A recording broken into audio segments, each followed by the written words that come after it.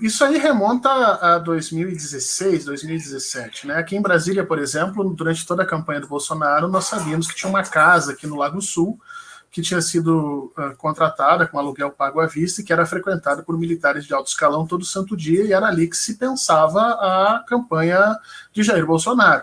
É indiscutível que a campanha de Jair Bolsonaro, e mesmo as ações dele antes da campanha, todas foram, vamos dizer assim, orientadas por inteligência do Exército. O Exército está pegando todas aquelas armas de inteligência, aqueles manuais que saíram na década de 60 e 70 que eles copiaram da Guerra Fria, para organizar os processos de informação e contra-informação do Bolsonaro. Durante a campanha de 2018 era visível isso. Quando vinha saindo uma notícia potencialmente danosa ao Bolsonaro, as redes sociais se enchiam com uma série de notícias que a gente chama de almofadas, né? São notícias parecidas, que são falsas, mas que vão calejando o ouvido do leitor de forma que, quando a notícia verdadeira chega, ela já não causa o impacto que causaria. Então você tem ali um controle de riscos que é muito claro, isso tem em qualquer manual de segurança. Existe isso. E uma das táticas mais importantes desses manuais de segurança, especialmente a gente vê isso durante a Guerra Fria, dá para ler hoje isso nos documentos abertos já pela CIA, é o que eles chamam de Hall of Mirrors, ou seja, a sala dos espelhos, né? Então, quando você quer fazer alguma coisa que é sabidamente contra a lei, você não quer efetivamente ser descoberto, você cria uma agitação, você cria uma bagunça, você cria a impossibilidade de você necessariamente reconhecer o ato e a ação. Por exemplo, até hoje tem gente que, quando fala sobre o assassinato de John Fitzgerald Kennedy, fala em 3 atiradores, fala em 4 tiros, né? Por quê? Porque muito provavelmente tinham 3, 4 atiradores mesmo. O objetivo é esse, é provocar a bagunça. A tal da perspectiva da Hall of Mirrors, dentro desse processo de contra-informação, é simples.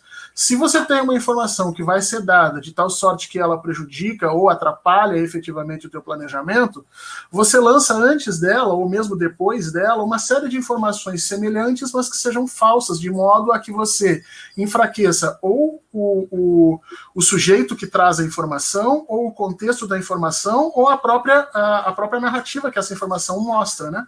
E foi isso que aconteceu efetivamente com a CPI. Né?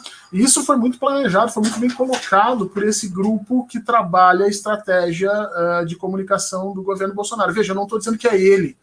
Eu reputo o Bolsonaro como um idiota, um completo idiota, embora ele tenha um feeling para a política que é um feeling muito, vamos dizer assim, selvagem, né? Uma coisa muito dele.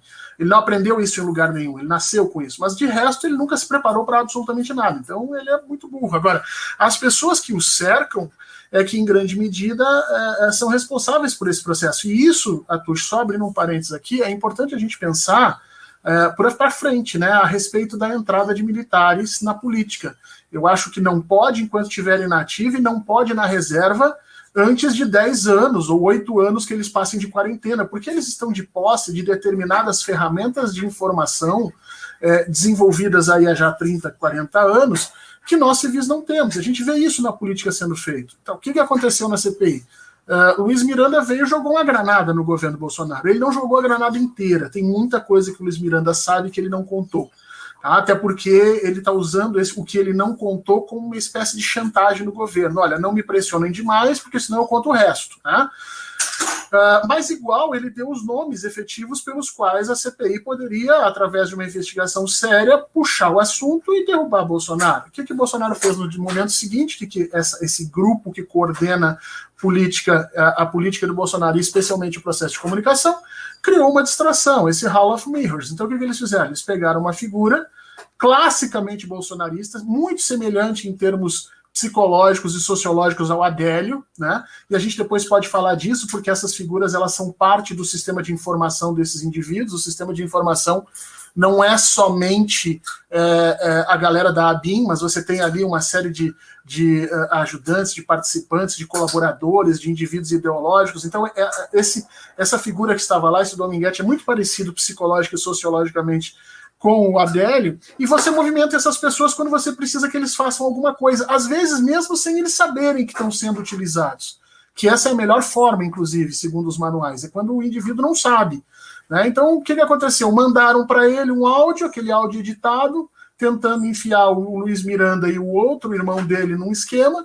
mandaram ele falar com a Folha de São Paulo, a jornalista comprou a história, o editor da Folha de São Paulo deveria ser demitido imediatamente, porque você não pode fazer uma coisa como ele fez, e aí, imediatamente, a CPI foi pega nesse processo, caiu nessa tremenda armadilha. Chamou para dentro uma figura completamente falsa, um depoimento completamente plantado, né?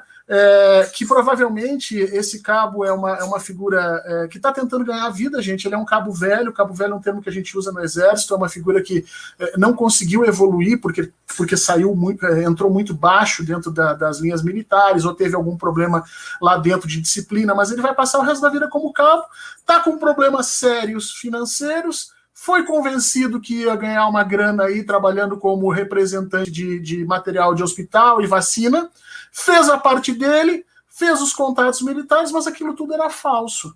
E aí ele vai na CPI, joga aquela narrativa, faz aquele escândalo, e tudo isso vai ser utilizado exatamente a partir de agora por Bolsonaro para fortalecer a narrativa dele de que a CPI, em realidade, está criando coisas para tentar tentar culpar ele de corrupção. Porque é isso, se você for avaliar a história desse cara, não tem nada ali. Mesmo que ele dê nomes dos coronéis que participaram efetivamente do jantar e aquela situação que ele está tentando todo criar, ainda que ele dê nomes disso, é muito simples você dizer que esses coronéis, esses generais não tinham poder efetivo de tomada de decisão e que, portanto, deles não adviria nada. Ainda que você prove que esses caras estão enfiados em um sistema de corrupção, esse sistema de corrupção não chega a Bolsonaro de maneira nenhuma e ainda possibilita com que Bolsonaro diga efetivamente que agiu contra a corrupção assim que soube, porque demitiu essa gente.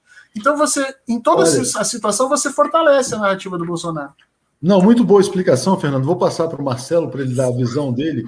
E eu acho que também ficou muito mal para a Folha de São Paulo. A Folha saiu desmoralizada desse episódio. Por quê? Porque deu a vazão a uma entrevista sem pé nem cabeça de um cabo da polícia que dizia que vendia 400 milhões de doses de vacinas. Isso é o grande ponto vergonhoso.